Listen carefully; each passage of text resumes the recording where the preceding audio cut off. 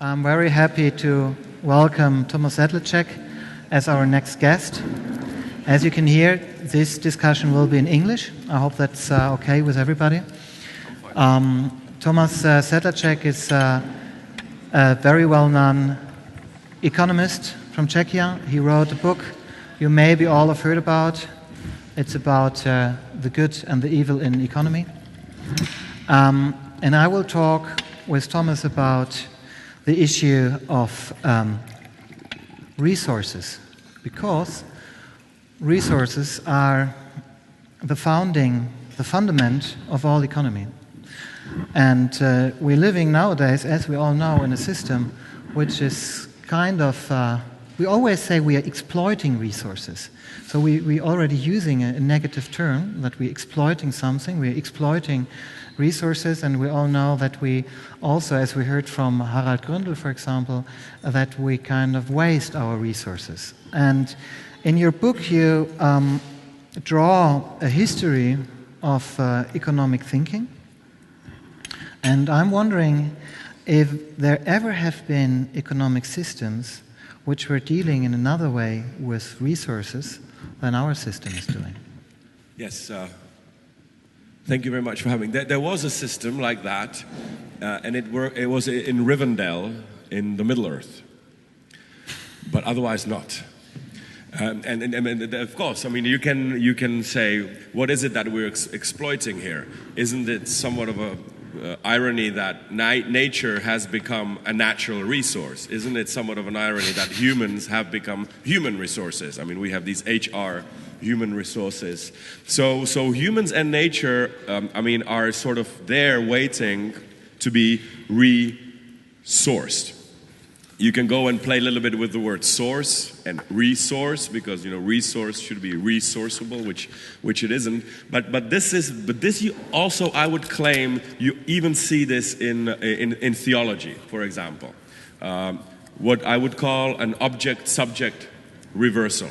Okay, God creates human beings, gives them something so vulnerable that at the end of the day, he, in Christian religion, needs to sacrifice himself. So there is a resource that he resources himself. Let's say, some theologians say he gave them a little bit of degrees of freedom to human beings.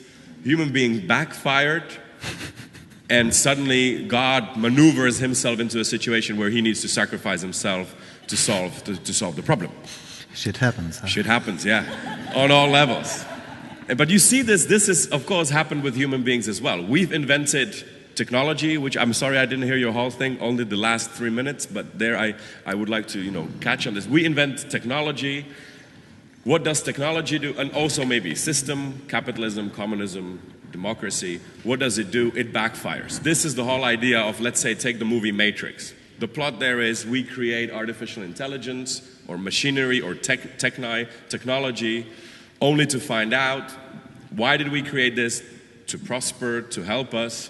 At the end of the day, there's a subject-object reversal. We have become slaves of technology. And also, I think this is the way maybe to read the Occupy Wall Street movement. Okay, we've created the economy, market democracy, for example, or capital, to serve us, and it did serve us. We are all very rich, we're all very, very beautiful because we all have our creams on and everything. But isn't it also, in a way, a trap? Isn't the system forcing us into situations that we ourselves don't enjoy? So I think this is the problem that, for example, Marshall McLuhan, from a sociological point of view, says, if you fetishize something too much, then it enslaves you. And I think the point of our time is we fetishized economics, or the economy, or wealth, so that we have become slaves. You can very well see this in this debt debate today. In the past, we have been taking on debts to give us what? To give us more freedom, to buy, to purchase, to be what we feel we deserve to be. Today, we are slaves of debt. This is what I don't know, all the politicians are complaining, but mainly, for example, the French President Sarkozy, I now am bound to do what the markets tell me to do. In other words, the speak people of rating agencies people of debt, the rating agencies, are dictating to politicians what to do. Why? Because we have maneuvered ourselves to the position where our slave, debt, has now become our master. I'm a design theoretician, and as such, I strongly believe that we could change systems and that we could design things. But in your book, you're writing that there's a significant difference between economy and a chair. You're saying a chair is something that could be planfully designed. But economy is something a little bit designed maybe, but you're also making the point that there's a huge unconscious influence, irrational influence, something which is out of what we normally would describe as things to be designed. Yeah. This is the shadow. In Jungian terminology, this is the shadow. And okay, let's go now from design to an economic design to a personal design. You know, sometimes I wish I could design myself. I would say, I like art. I saw that it's a design. Well, you know, I would say, I like art. I'd like to eat yogurts in the morning. I hate yogurts. But I wish, I desire to desire, but I don't. Okay? I desire to run around in my, things every morning. I wish I would wish it, but I don't. Bummer. I wish I wouldn't sit on the bar every second evening. I wish I wouldn't wish it, but I do wish it. So there's a fundamental problem even with the interior design. I always wish it on Saturday mornings that I wouldn't wish it on on Friday evenings. But whenever Friday evening comes, I desire the things that I really don't desire. So you're a slave of your wishes. There is a beautiful quote by I will think of him, Duke of Rohan. Kings order their subjects around, but kings are ordered around by their desires. There's also a nice quote in the Old Testament, a man who is able to control himself or herself is mightier than a beseecher of cities. And this is the problem of self-control, which you find not only in Christian religion, but in all traditions.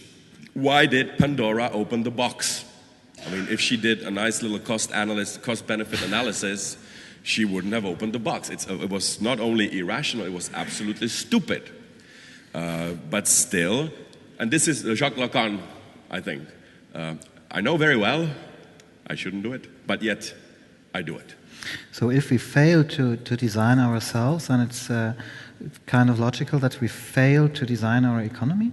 Okay, I will maybe complicate it, and I will speak against myself here, because it seems like, now it seems like rational human design is the proper way around. This, of course, we should be careful not to fall into the trap of sort of the rationalist thinking, even an analyst thinking emotions are bad, we are so easily swayed. We want one thing, in Kierkegaardian terms, what is a good life, Kierkegaard says, is to will one thing. He's got a whole book titled like that. And then comes emotions, and I'm in the bar, and I'm not eating yogurts, and I'm, talking to girls that I shouldn't be, and things like that you all have in your lives. My contra-argument to that is, we often associate mischief, sins of emotions. You do stupid things because emotions, you get angry and you hit somebody, for example, or you scream at your children because you get angry, or whatever. I would put a radical claim. I would say that in the history of mankind, there are such things as sins of rationality, and that these sins are actually of much larger and much more dangerous attitude than the sins of irrationality. Okay, let's just imagine the worst case scenario. Somebody gets drunk and kills somebody out of rage and sleeps with someone who he doesn't, That's probably the worst thing that you can do as a person.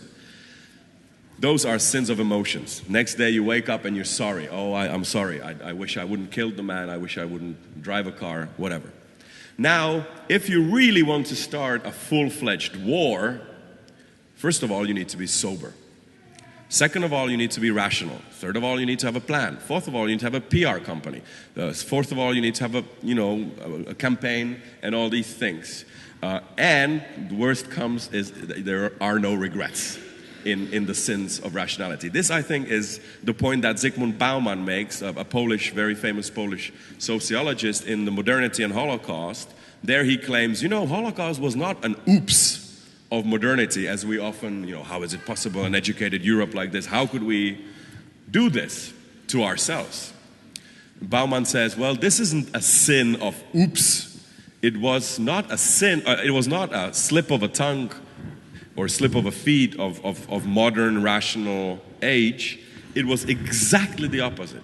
It was a direct result of a rational calculus without the emotions.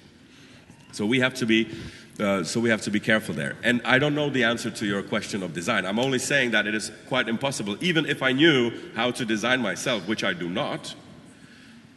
Even if I knew it, it would be very difficult for me to do that. But maybe that has to do that you're someone, as we all, was having emotions, hidden wishes, whatever. But economy as a system is not a subject. It's not having these intrinsic motivations like fear, love, hatred, what we all have as humans. And you're describing then economy as being something like something between a human being and an animal, or like a living system. Yeah. And I always thought economy is not an intelligent or self-intelligent system. It's something we invented as an organizational structure, but it's not a self-thinking being. Well, let's pause this. What do you read in the newspapers?